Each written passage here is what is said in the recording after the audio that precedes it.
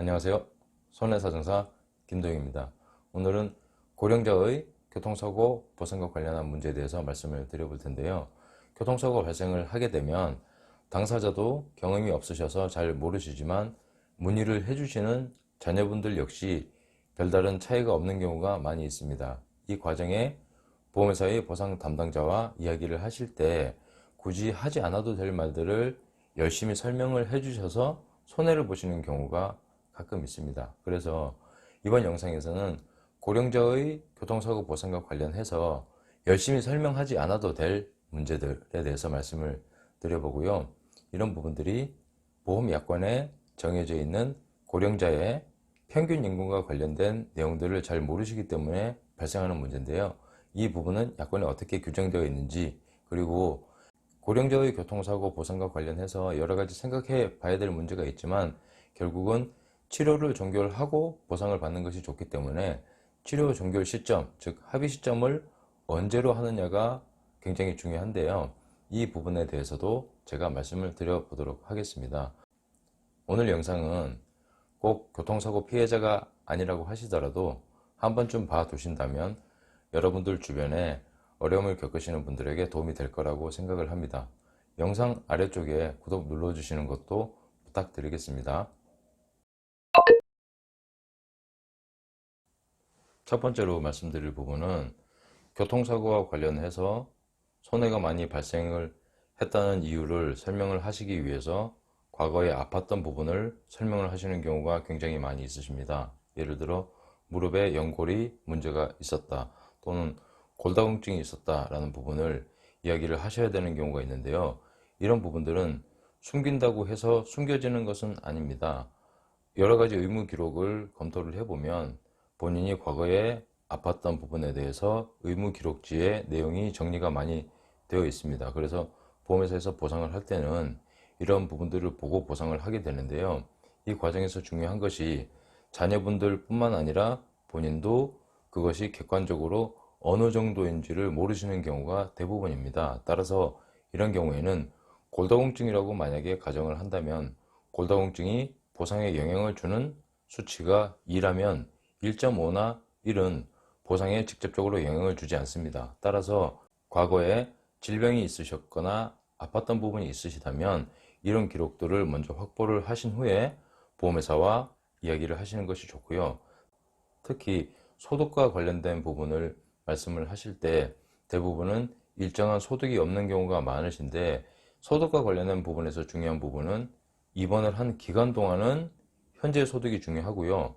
입원 기간 이후에는 어떠한 이유로든 돈을 벌지 못했다는 부분, 못하게 될 것이라는 부분은 후유장애, 즉 노동능력 상실률로 입증을 해야 되는 것이지, 이 사고로 인해서 일을 못하게 되었다는 부분으로 보상을 받을 수는 없습니다. 따라서 이 경우에는 노동능력 상실률에 대한 감정이 중요한 것이고 현재 직업에 대한 소득은 그렇게 중요하지가 않습니다. 따라서 이런 부분들을 미리 얘기를 해서 분쟁을 삼는 것이 큰 의미가 없는 경우가 많기 때문에 이런 부분들은 소득과 관련된 여러 가지 자료를 좀 확보를 하신 후에 유리하다면 주장을 하시는 것이고, 불리한 경우에는 평균 임금으로도 충분히 보상이 가능하기 때문에 굳이 사고 초기에 이런 부분들을 입증하시기 위해서 너무 많은 정보를 보험회사 담당자에게 제공할 필요는 없습니다. 두 번째는 교통사고 보상과 관련해서 소득을 어떻게 볼 것이냐라는 문제인데요. 65세 이전과 이후로 나눌 수가 있고 입원 기간 내와 입원 기간 이후로 구분을 할 수 있습니다. 65세 이전이라면 교통사고에서는 자동차 보험 약관에 평균 임금을 인정을 해주고 있기 때문에 이 부분은 굳이 증명을 하지 않으셔도 되는 경우가 있습니다. 다만 65세 이후라고 하면 입원 기간 내에 발생하는 손해는 실제 소득이 굉장히 중요하기 때문에 소득과 관련한 자료를 검토를 하신 후에 입원 기간에 대한 휴업손해를 주장을 하실지에 대해서 판단을 해보시면 되고요. 62세가 넘는 경우에 퇴원 이후에 발생하는 손해에 대해서는 노동능력 상실률이라는 후유장애 감정을 통해서 소득 상실분을 주장을 할 수가 있습니다. 이런 경우에 보험약관에는 62세부터 67세까지는 3년의 노동 가능 기간을 인정을 해주고 있고요. 67세 이상 76세 미만에 대해서는 2년의 기간을 인정해주고 있고 76세 이상의 경우에는 1년의 노동 가능 연한을 인정을 해주고 있습니다. 그리고 농업인이나 어업인인 경우에는 70세까지 인정을 해주는데요. 이 경우에 농사를 짓고 있다는 사실만으로 농업인으로 인정을 받는 것이 아니라 농산물 품질관리원에서 발행하는 농업경영체 등록 확인증이 있는데요.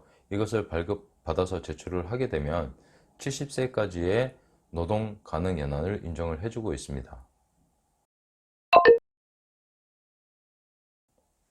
세 번째는 고령인 경우에 교통사고와 관련한 치료를 젊은 사람들보다는 조금 오래 받는 것이 통상적인데요.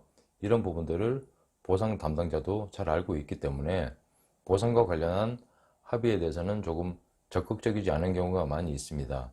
그리고 보상을 받으시는 분의 입장에서도 치료 기간을 좀 더 길게 하는 것을 원하시기 때문에 교통사고 보상과 관련한 합의 시점을 언제로 할 거냐라는 부분이 굉장히 어려운 부분인데요.